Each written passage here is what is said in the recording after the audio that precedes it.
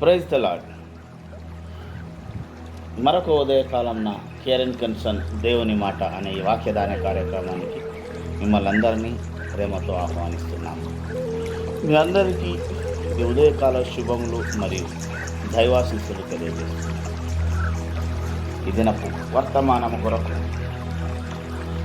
1 పేతురు పత్రిక 4వ అధ్యాయము 8వ వచనమును మనం చదువుకుందాం. ప్రేమ అనేక పాపములను కప్పును గనుక అన్నిటికంటే ముఖ్యంగా ఒకని ఎడల ఒకడు నికుటమైన ప్రేమ గలవారై ఉంటుంది. చిన్న మాట ప్రార్థన చేస్తున్నాను. సర్వాధికారి మా ప్రియ పరలోకపు తండ్రి, నీకు వందనాలు. చదవబడినటువంటి వాక్య భాగాన్ని గురించి వర్ణించండి. నాతో మా అందరితో మాట్లాడండి. వినగలిగిన చెవులను, గ్రహించగలిగిన మనసును నాకు మాకందరికీ దయచేసి నీ కృపలో భద్రపరచండి. ప్రభువా, మాతో మాట్లాడు. యేసయ్య నామమున ప్రార్థించండి వేడుకుంటున్నాము తండ్రి, ఆమేన్. Praise the lord. దేవుని పరిశుద్ధ నామమునకు మహిమ కలుగును గాక. ప్రభునందు నా అత్యంత ప్రియులారా, చదవబడినటువంటి వాక్య భాగంలో అపోస్తలుడైనటువంటి పేతురు ఒక మాట మాట్లాడుతున్నాడు. ప్రేమ అనేక పాపములను కప్పును.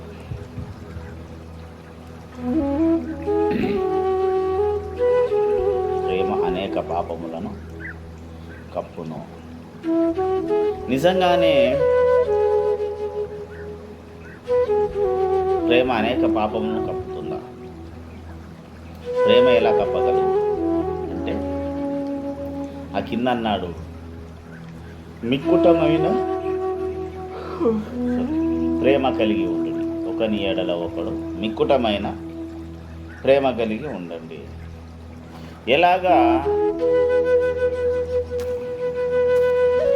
ఎలాగున ఒకని ఎడల ఒకడు మిక్కుటమైన ప్రేమ కలిగి ఉండండి అని చెప్పి. మిక్కుటము అంటే ఇంకా కొంచెం కూడా గ్యాప్ లేకుండా వేరే ఏదొచ్చి అందులో వేరే దానికల్లా ఏది సెట్ చేయనంతకంటే పట్టనట్టుగా. ఉదాహరణకు ఒక కవర్ ఉంది, దాంట్లో ఫుల్గా మనం బట్టలు పెట్టాం. ఇక ఏ స్థాయి కంటే ఇంకొకటి ఏది అందులో పెట్టినా అది పగిలిపోతుంది అని అంతగా. అంటే మిక్కుటము ఖచ్చితం అన్నట్టు. అంత జాబ్ లేకుండా ఖచ్చితంగా ఒకని ఎడల ఒకడు ప్రేమ కలిగి ఉండాలి నిండుగా. అప్పుడు కప్పును అన్న. అయితే ఈరోజు నిజంగా దేవుని వాక్యము ఎంతమంది నమ్ముతున్నారు అని అడిగితే, ప్రతి క్రైస్తవుడు నేను నమ్ముతున్నాను అంటాడు. నువ్వు నమ్ముతున్నావు అనడానికి నిరూపణ ఏంటంటే, నువ్వు దాన్ని ఆశ్రయించినప్పుడు, నమ్మినప్పుడు మాత్రమే కాదు, దాని ప్రకారం నువ్వు నిలబడ్డప్పుడు. ప్రేమ దోషములను కప్పును. ఎంతమంది దోషములను మనం మన జీవితంలో కప్పాము? లేదా ఎంతమంది ఇది తప్పు అన్నప్పుడు మనం ఒప్పుకున్నాం? అది ఉండదు. ఎందుకంటే పక్కవాడి దోషములను పైకెత్తి చూపించడం, సాటింపు వేయడం లోకంలో ఉండేది, అది ఇప్పుడు సంఘంలోకి వచ్చి చేరింది.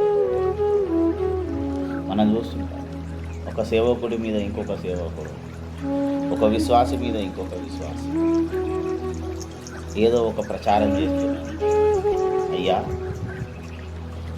ముందు ఈ ప్రచారం చేసి తప్పుల గురించి మాట్లాడి ఒకని తప్పును ఒకని ఎత్తి చూపించుకునే వాని గురించి బైబిల్ గ్రంథం ఏం చెప్పి, దేవుడు ప్రేమయ్య ఉన్నాడు. యేసయ్య ఎవరి లోపమును ఎత్తి చూపించలేదు. బరబ్బా దొంగగా ఉండి నాతో చేతులు కలుపు అన్నప్పుడు నీ మార్గం వేరు నా మార్గం వేరని వెళ్ళిపోయాడు. నీకు బదులుగా మరణిస్తానని చెప్పాడే కానీ నువ్వు దొంగవి, నువ్వు ఇలా చేసావు అలా చేసావు అని యేసుప్రభులో అంటే, యూదా ఇస్కరియోతునే నేను వెంబడిస్తా అన్నప్పుడు నీ బుద్ధి లాంటిదని యేసుప్రభు చెప్పలేదు. కానీ యేసును వెంబడిస్తున్నామని చెప్పేటటువంటి మనము పక్కవారి గురించి చాడీలు చెప్పకుండా ఉన్నామా?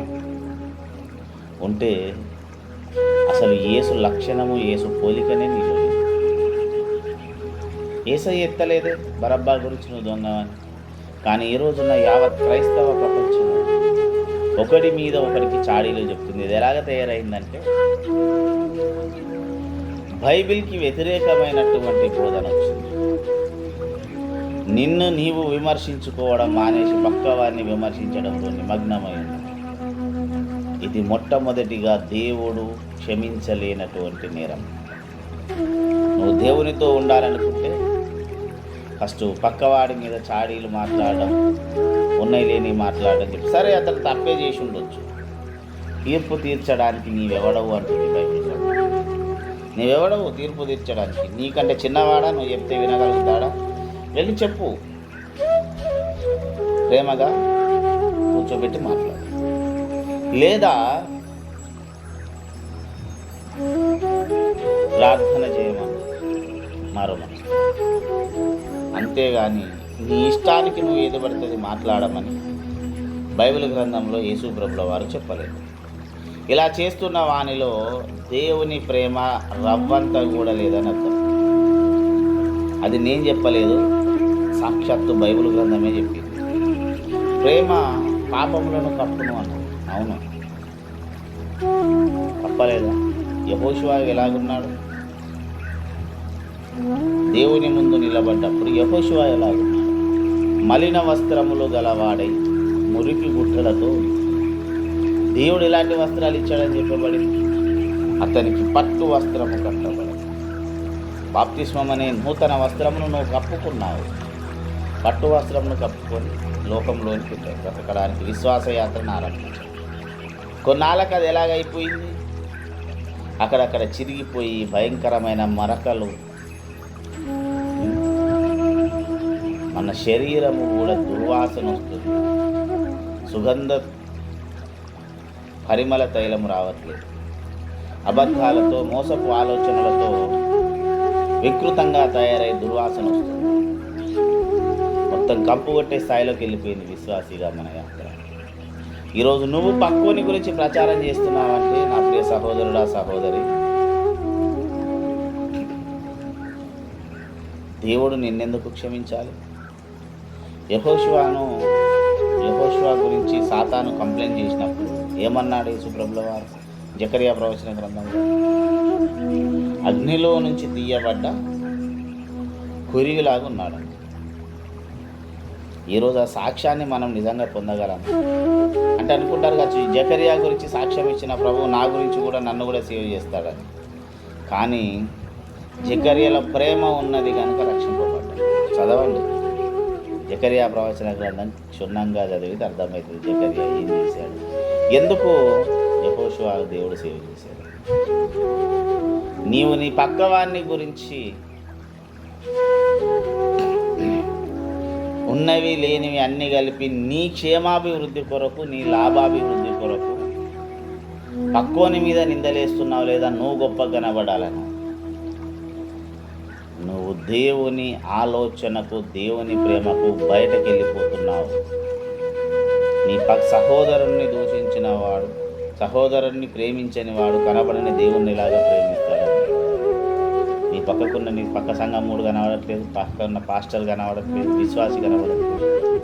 నీకు నచ్చని ప్రతి ఒక్కరి మీద నిందలేసుకుంటూ పోతున్నావు కదా. నువ్వు దేవుని ప్రేమిస్తున్నావన్న లెక్క ఎక్కడుంది నాయన? మనలో ఎవరమైనా చాలామంది చాలా మర్మాలు చెప్తారు, దేవుడు ఇట్లా ఆశీర్వదించాడు. అవి కాదు, ఫస్ట్ మన ఆత్మీయ జీవితమును సరి అయిన గాడిలో పెట్టుకోవాలి. తర్వాత మర్మాలు నేర్చుకుందాం, ప్రవచనాలు నేర్చుకుందాం, అన్నీ నేర్చుకుందాం.